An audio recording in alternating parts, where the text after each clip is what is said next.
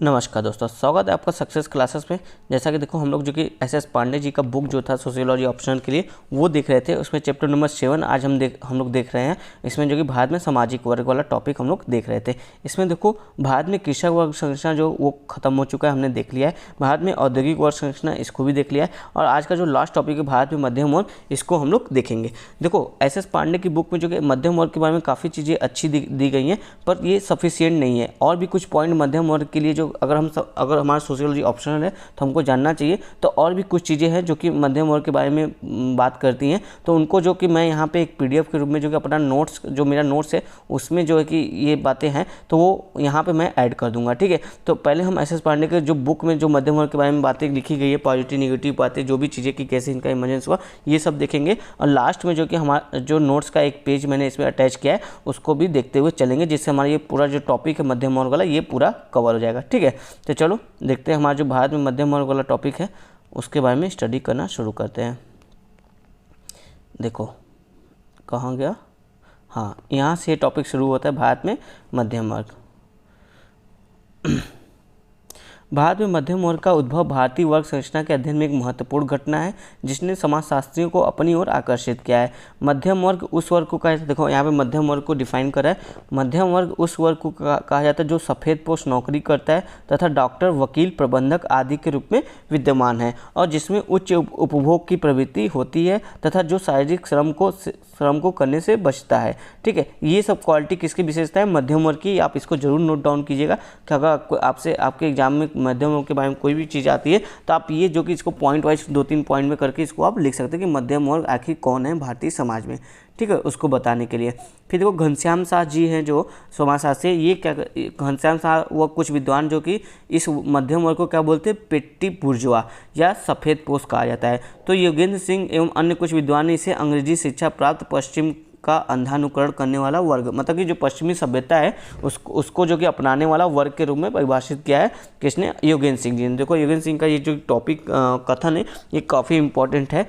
ठीक है, फिर उसके बाद देखो घनश्याम शाह जी ने अपनी स्टडी किताब बताई। योगेंद्र सिंह देखो मध्यम वर्ग को कैसे देखते हैं वो भी बताया। दीपांकर गुप्ता देखो कैसे देखते हैं मध्यम वर्ग को, ये यहाँ पे हम लोग देखते हैं। दीपांकर गुप्ता ने उपरोक्त विचारों से असहमत होते हुए मध्यम वर्ग को उपभोग के आधार पर परिभाषित किया और कहा भारतीय वर्ग संरचना में मध्यम वर्ग वह वर्ग है जो बेहतर जिंदगी बिताता है, जिनकी जीवन शैली अमेरिकी भोगवाद के तर्ज पर विकसित और अत्याधुनिक है और जिनके उपभोग में क्वालिटी और ब्रांड महत्वपूर्ण है। देखो जो मध्यम वर्ग होता है ना वो अक्सर ब्रांड के पीछे भागता है और वो जो कि हर चीज़ जो कि ब्रांड के पीछे ही भागकर जो कि हर चीज़ जो कि ब्रांड खरीदने चाहता है और समाज में अपने आप को दिखाना चाहता है कि हम समाज में ऊँचे हैं।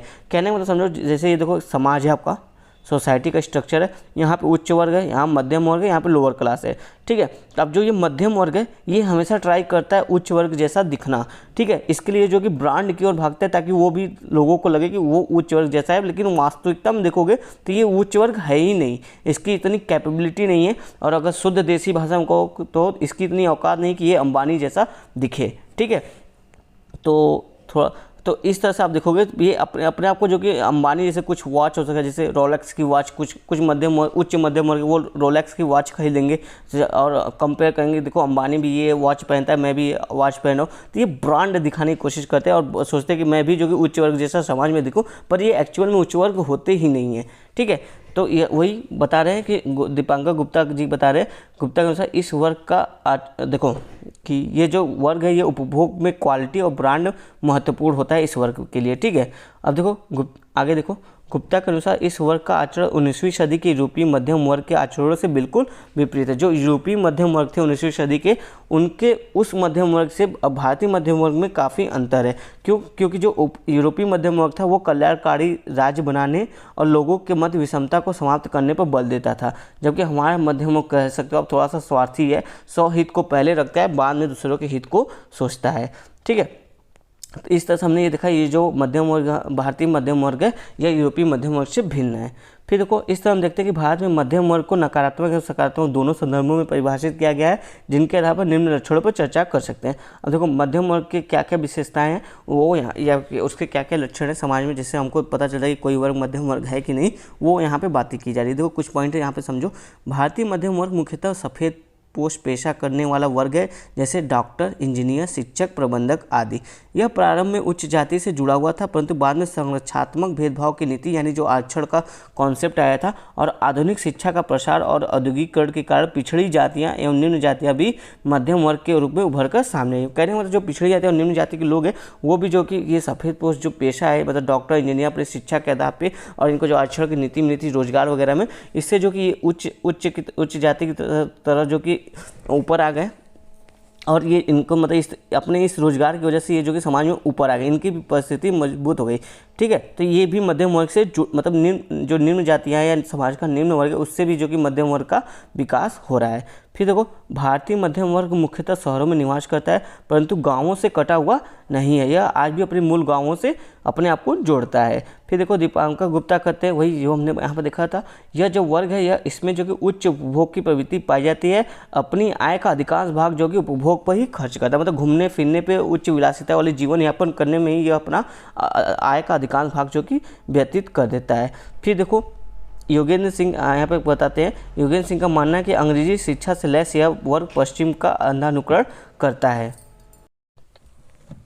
आगे देखो क्या कहते हैं, VS न्यायपाल ने अपनी पुस्तक में लिखा कि इस वर्ग में अधिक धन, संरक्षण एवं सुविधा प्राप्ति की लालसा होती है। मतलब ये अधिक से अधिक धन को इकट्ठा करना चाहता है और साथ ही अधिक से अधिक सुविधाओं को प्राप्त करना चाहता है। पवन कुमार देखो बताते हैं, पवन कुमार वर्मा ने बताया कि यह वर्ग मानकों एवं मूल्यों से विचलन को दर्शाता है। मतलब जो सामाजिक मानक है, मूल्य, मतलब जैसे कह लो कि आप कहीं भी जो ट्रैफिक रूल्स है, ठीक है, वहाँ पर अगर ये ट्रैफिक रूल को तोड़ देता है तो ये क्या करता है, उसका जो फाइन नहीं भरता है, बल्कि ये कहता है कि चलो कुछ ले दे के आप रफा दफा करो, हमको जाने दो। मतलब ये हर जगह अपने पैसे के धौस पे जो कि नियम कानून को ताक पे रखने की कोशिश करता है, जहाँ पे ये फंसता हुआ नजर आता है। तो इस तरह से देखो जो सामाजिक मानक मूल्य है उसमें जो कि विचलन को दर्शाता है। फिर थर्ड देखो, दीपांकर गुप्ता के अनुसार यह वर्ग गरीबों के शोषण पर आधारित वर्ग है। कहने का मतलब जो गरीबों की जो हिस्से की जो पैसे होते हैं, जो संसाधन होता है, ये उसको चूस लेता है और अपने पास जो कि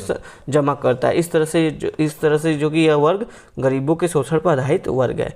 तो ये दीपांकर गुप्ता कहते हैं। फिर देखो यहाँ पे कह रहा है, भारत में मध्यम वर्ग का उद्भव बताया जाए कि मध्यम वर्ग का उद्भव कैसे हुआ, अंग्रेजी काल से माना जाता है। प्रारंभ में देखो जो मध्यम वर्ग था वो व्यापारी वर्ग से जो कि मध्यम वर्ग का उदय हुआ था, लेकिन इसके बाद देखोगे क्रमशः पेशेवर मध्यम वर्ग यानी वकील, प्रबंधक, लेखपाल आदि आ गए। फिर प्रशासनिक में भी मध्यम वर्ग जैसे निम्न प्रशासनिक अधिकारी और बौद्धिक मध्यम वर्ग जैसे शिक्षक, पत्रकार आदि जो कि उभर कर सामने आए और तब से आज तक मुख्यतः 1991 की नई आर्थिक नीति के बाद से इनकी संख्या और आकार में निरंतर वृद्धि ही हो रही है। ठीक है, मध्यम वर्ग के इस उद्भव के प्रमुख रूप से निम्न कारक थे। अब मध्यम वर्ग का इस तरह से उद्भव हुआ, इसके क्या कारक थे ये भी हम देख लेते हैं। यहाँ पे 3-4 पॉइंट है। देखो, एक तो आधुनिक शिक्षा, ठीक है, आधुनिक शिक्षा के विकास की संभावनाओं को सभी तक पहुंचाकर मध्यम वर्ग के लिए आधार का कार्य किया है। मतलब विकास का जो अवसर है उसने आधुनिक शिक्षा ने सब तक पहुँचाया है। फिर इसका देखो नेक्स्ट पॉइंट यहाँ पे, और देखो क्या कर रहे हैं इसमें, सेकंड पॉइंट बता रहे हैं औद्योगिकरण और नवीकरण। तो देखो औद्योगिकरण और नवीकरण के कारण क्या हुआ, रोजगार के नए अवसरों का विकास हुआ, जिससे मध्यम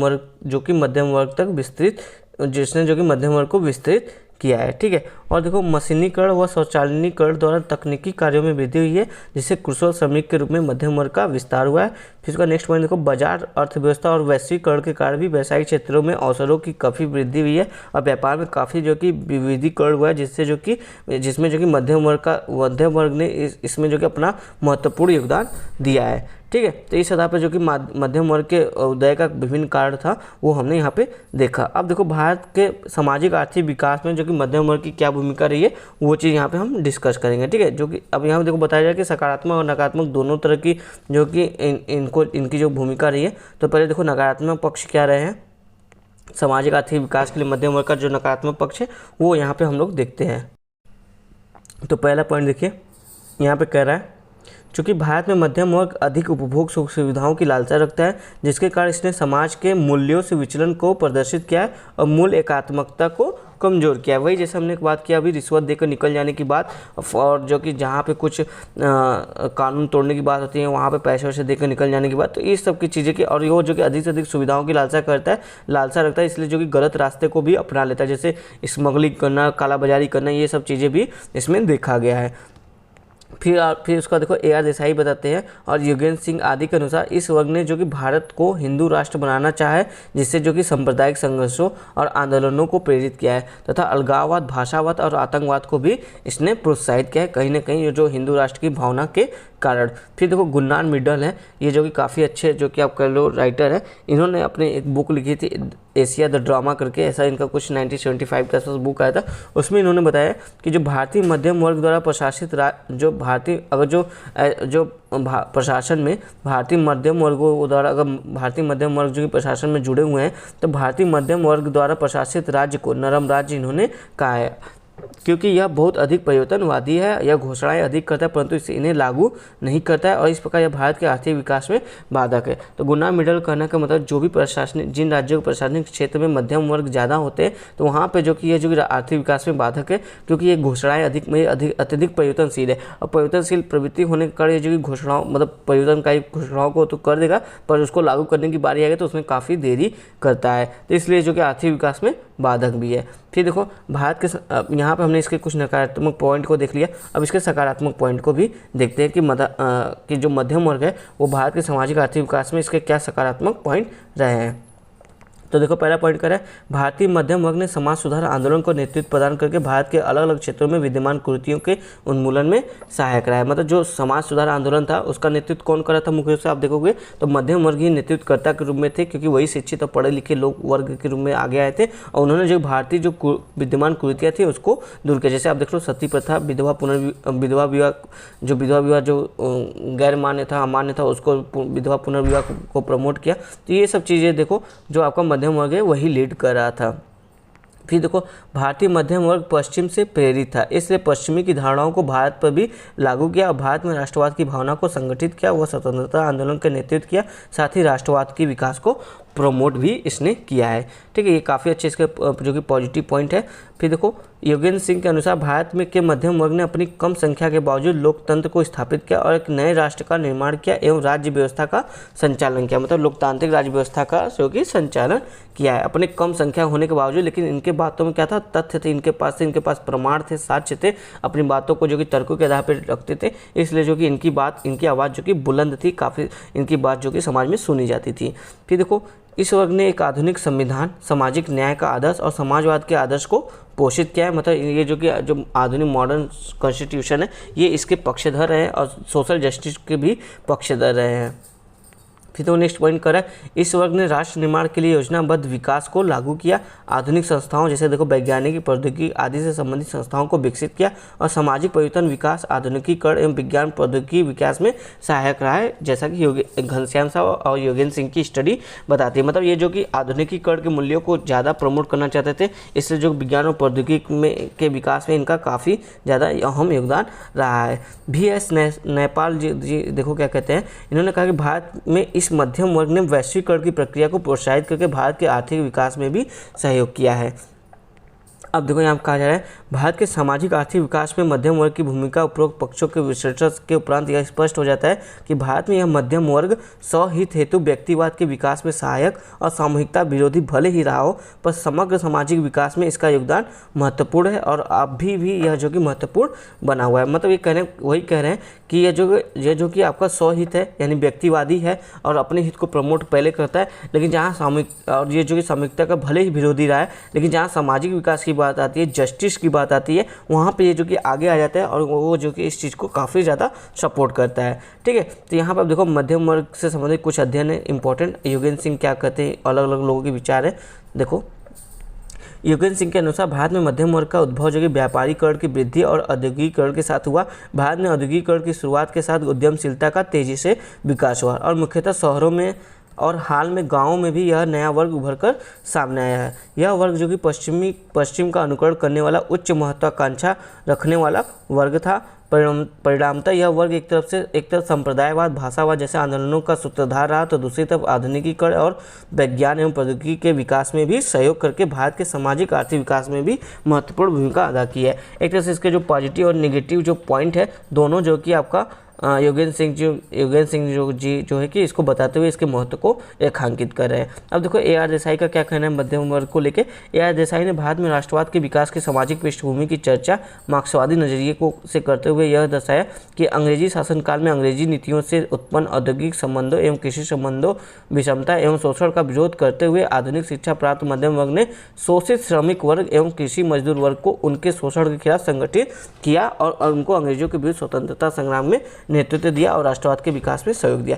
कहने वाला जो ये आपका मध्यम वर्ग था, इसने मार्क्सवादी नज़रिए से जो है कि जो अंग्रेजी शिक्षा ही अंग्रेजी जो नीति के दौरान जो औद्योगिक संबंध और कृषि संबंध में जो विषमता थी, यानी उद्योगों में और कृषि के क्षेत्र में जो विषमता थी, शोषण था, उसका इस मध्यम वर्ग ने विरोध किया अंग्रेजी शिक्षा प्राप्त करके। और जो कृषक थे उनको, कृषक और अन्य वर्ग के लोगों थे, सबको एक संगठित किया, जिसने जो कि राष्ट्रवाद के विकास में अहम योगदान दिया है और लोगों को एकत्रित कर लोगों को जोड़कर इकट्ठा करके जो कि राष्ट्रवाद का विकास इसने किया है। ऐसा AR देसाई जी कहते हैं मार्क्स के आधार पे, ठीक है, मार्क्सवादी विचार के आधार पे।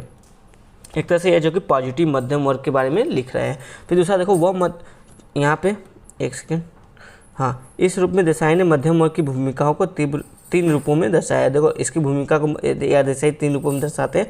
कौन कौन सा? पहला, वह मध्यम वर्ग जिसने हिंदू राष्ट्र बनाने का प्रयास किया, जैसा कि विवेकानंद, तिलक, विपिन चंद्र, लाला लाजपत राय आदि। ये लोग ऐसे थे जो कि ये ऐसे मध्यम वर्ग थे जो भारत को हिंदू राष्ट्र बनाना चाहते थे। सेकंड देखो, वे मध्यम वर्ग जो भारत को आधुनिक तर्कपूर्ण बनाने का प्रयास किया, मतलब आधुनिक हो और तर्कपूर्ण हो, जैसे अमित डांगे, मुजफ्फर अहमद। और एक ऐसा मध्यम वर्ग था जिनकी संख्या सर्वाधिक थी और जिन्होंने धर्म और आधुनिकता दोनों का संयोजन किया और दोनों के सहअस्तित्व को स्वीकार किया। ऐसे देखो कौन थे? राजा राम मोहन राय, मौलाना आज़ाद, सुभाष चंद्र बोस आदि। तो ये लोग जो कि धर्म और आधुनिकता दोनों के संयोजन पे बल देते थे। तो इस तरह से तीन तरह के जो कि मध्यम वर्ग को AR देसाई उनकी भूमिका के आधार पर डिफाइन करते हैं। फिर देखो यहाँ पे पवन कुमार जी हैं। पवन कुमार वर्मा ने मध्यम वर्ग के उद्भव को उपनिवेशवाद से जोड़ा और मध्यम वर्ग को मानकों और मूल्यों से विचलन करने वाला एवं आडंबरपूर्ण धर्म प्रेम दिखाने वाला वर्ग के रूप में परिभाषित किया है। ठीक है, मतलब ये पूरी तरह से मध्यम वर्ग का एक तरह से क्रिटिसाइज करे, ये जो सामाजिक मूल्य मानक है उसका विचलन करता है और जो ये दिखावा बहुत ज़्यादा करता है। ठीक है, समाज में दिखावा बहुत करता है कि हम सब धर्म प्रेम का दिखावा करता है, पर अंदर से जो कि ये उसमें जो कि काफ़ी विभेद रखता है, जो समाज के सामाजिक आर्थिक विकास को प्रोत्साहित करने के साथ साथ व्यक्तिवाद को भी बढ़ाने में सहायक रहा है। एक तरह से जो पश्चिमी सभ्यता है उसको भी ये जो कि प्रमोट कर रहा है, ऐसा जो कि हमारे पवन कुमार जी कहते हैं। देखो SS पांडे में तो आपका ये मध्यम वर्ग यहीं पे समाप्त होता है, लेकिन नोट्स में कुछ और पॉइंट है मध्य वर्ग से संबंधित, वो हम यहाँ पे देख लेते हैं। ये आपको कुछ क्वेश्चन है जो आए हुए हैं, तो देखो ये मैंने आप अपने नोट्स का जो कुछ पॉइंट है उसको यहाँ पे रख दिया मध्यम वर्ग के बारे में। ठीक है, देखो यहाँ पे ये टॉपिक है मध्यम वर्ग। अब इसमें क्या क्या है ये सब बातें हम देखेंगे। तो देखो पहले इधर का देखते हैं, फिर इधर का चीज़ें देखेंगे। यहाँ पर कहा जा रहा है उपभोक्तावादी जीवन शैली होती है इनकी, बाजार से मांग इनकी बनी रहती है, औद्योगिक विकास इनसे बना रहता है। ठीक है, देखो अगर ये उपभोक्तावादी रहेंगे तो इनके कारण जो कि बाजार में जो कि मांग बनी रहेगी, जिससे जो कि औद्योगिक विकास होता रहेगा।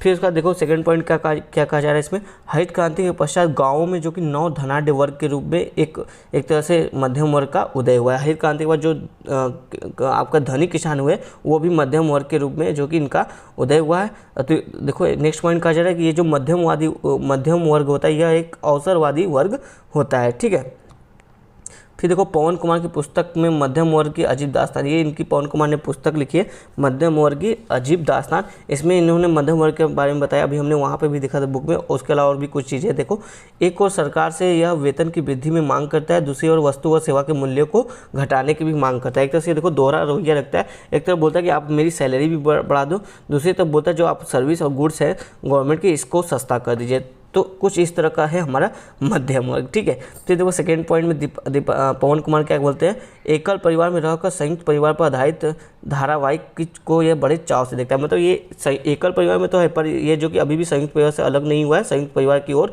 उन्मुख ही रहता है या संयुक्त परिवार से जुड़ा हुआ अपने आप को महसूस करता है। ठीक है, फिर थर्ड पॉइंट देखो, आधुनिकता व परंपरा के मध्य फंसा यह वर्ग पॉपुलर संस्कृति को बढ़ावा देता है। मतलब ये जो आधुनिक और परंपरा, जो आधुनिकता और परंपरा दोनों को साथ साथ लेकर चलता है, इस संस्कृति को क्या बोलते हैं हम लोग, पॉपुलर संस्कृति का नाम देते हैं। ठीक है, फिर देखो नेक्स्ट पॉइंट, मध्यम वर्ग पैन इंडिया कल्चर के माध्यम से विविधता में एकता को सफलतापूर्वक स्थापित करता है। पैन इंडिया मतलब पूरे भारत में आप देखोगे पूरे भारत के कल्चर को ये समाये हुए है, तो इसलिए ये इस तरह से जो कि विविधता में एकता को प्रदर्शित करता है। भारत को आर्थिक महाशक्ति बनाने में महत्वपूर्ण भूमिका, आज देखो IT सेक्टर के जितने लोग वर्ल्ड में फैले हुए हैं वो मैक्सिमम कौन से वर्ग है, मध्यम वर्ग के ही लोग हैं, जो कि पूरी दुनिया से जो कि भारत को जोड़े हुए हैं और भारत में काफ़ी ज़्यादा जो कि रेमिटेंस लाते रहते हैं। तो एक तरह से भारत को आर्थिक महाशक्ति बनाने का भी काम कर रहे हैं। भारतीय समाज के रूपांतरण में इनकी अहम भूमिका है। विभिन्न समाज सुधार के रूप में इनकी बहुत सारे, जैसे हमने समाज सुधार का आंदोलन देखे कई, अभी SS पांडे में वही बातें हम कर रहे हैं। यह एक बड़ा वोट बैंक होने के आधार पर देश की राजनीति की दशा दिशा तय करने में भी अहम भूमिका रखता है। मतलब कहने को देखो पॉलिटिकल लेवल पर भी एक इसका काफ़ी इंपॉर्टेंट है। ठीक है, ये हमने यहाँ पे कुछ पॉइंट देखा। कुछ और यहाँ पे देखो, ये मैंने बाद में ऐड किए थे जब मुझे कुछ और जगह से सोर्सेस से मध्यम वर्ग के बारे में पता चला था, इसलिए थोड़ा साइड में है। ठीक है, देखो जो गिडिन्स है वो मध्यम वर्ग के बारे में क्या बताते हैं, उत्पादन की शक्ति से विशेष महत्व रखता है। ये गिडिन्स बताता है कि जो मध्यम वर्ग है आपका, यह उत्पादन की यानी प्रोडक्शन जो पावर है उससे विशेष महत्व रखता है। क्यों? क्योंकि यह उपभोक्तावादी है, अधिक से अधिक उपभोग करता है, इसलिए उत्पादन में इसमें वृद्धि होती है। दूसरा देखो मध्यम वर्ग जो कि महिला सशक्तिकरण में अहम भूमिका रखता है। मतलब ये महिलाओं को स्वतंत्रता समानता के आधार पर देखने की कोशिश करता है और उन्हें भी, महिलाओं को जो समाज में आगे बढ़ाने के पक्षधर है। ठीक है, तो महिला सशक्तिकरण में काफ़ी अहम है। जो भी जितने बार सामाजिक सुधारक देखोगे वो सभी ने महिला सुधार के बारे में बात की है। फिर देखो शहरीकरण को यह प्रोत्साहित करता है। मार्क्स ने मध्यम वर्ग की उपेक्षा की। जो कार्ल मार्क्स हमारे, उन्होंने जो कि मध्यम वर्ग की क्या की है, उपेक्षा की। उन्होंने बोला कि समाज में केवल दो ही वर्ग होता है, एक पूंजीपति वर्ग, एक आपका श्रमिक वर्ग जो कि शोषण, एक आपका शोषक वर्ग है, एक शोषित वर्ग है। ठीक है, फिर देखो आय, प्रतिष्ठा व शक्ति के आधार पर उच्च व निम्न वर्ग के मध्य अवस्थित होता है। ये जो मध्यम वर्ग होता है किस किस आधार पे, इनकम के आधार पे, प्रतिष्ठा के आधार पे और पावर के आधार पे जो कि आपका मध्यम वर्ग हो सकता है, जो कि उच्च वर्ग और निम्न वर्ग के बीच में कहीं स्थित होता है। ठीक है, उच्च व निम्न वर्ग के मध्य संघर्ष को होने से ये रोकता है। आज देखो जैसे मार्क्स कहते हैं कि उच्च और निम्न वर्ग में जो कि संघर्ष होगा, लेकिन जो निम्न वर्ग जो कि संघर्ष नहीं कर पा रहे उच्च वर्ग के साथ डायरेक्टली। क्यों? क्योंकि इसके बीच में जो कि कहीं ना कहीं मध्यम वर्ग का एक बड़ा सा जो कि समूह आ गया है, जो ये जो कि निम्न वर्ग को संतोष प्रदान करता है और निम्न वर्ग की बात को जो कि उच्च वर्ग तक रखने का काम करता है। इसलिए जो कि क्रांति जैसी स्थिति आज देखने को नहीं मिल रही है। ठीक है, तो इस तरह की बात यहाँ पे कहा जा रहा है। दूसरा देखो पर्यावरण संरक्षक के रूप में बड़ी भूमिका इसका रहा है। विभिन्न सामाजिक आंदोलन रहे हैं, विभिन्न सामाजिक स्टडी रही है, तो ये जो मध्यम वर्ग है वो पर्यावरण संरक्षक भी रहा है। देखो पर्यावरण संरक्षक कौन होंगे? जो पढ़े लिखे लोग होंगे। ठीक है, वही जो कि पर्यावरण के प्रति जागरूक होंगे। अब पढ़े लिखे लोग ही मध्यम वर्ग में ज़्यादातर आपको देखने को मिलते हैं। इसलिए कह लो कि पर्यावरण एक तरह से इन्वायरमेंट का भी कॉन्सेप्ट इसमें ऐड किया जा रहा है कि पर्यावरण के संरक्षक के रूप में यह जो कि मुख्य रूप से इसकी भूमिका रही है। तो ये हमने जो कि कंप्लीट मध्यम वर्ग के बारे में सब कुछ समझ लिया, जान लिया। उम्मीद है आपको ये वीडियो, ये क्लास अच्छी लगी होगी। चलिए मिलते हैं कल अपने एक नए चैप्टर के साथ। चैप्टर नंबर 8 आपका जो होगा। धन्यवाद दोस्तों।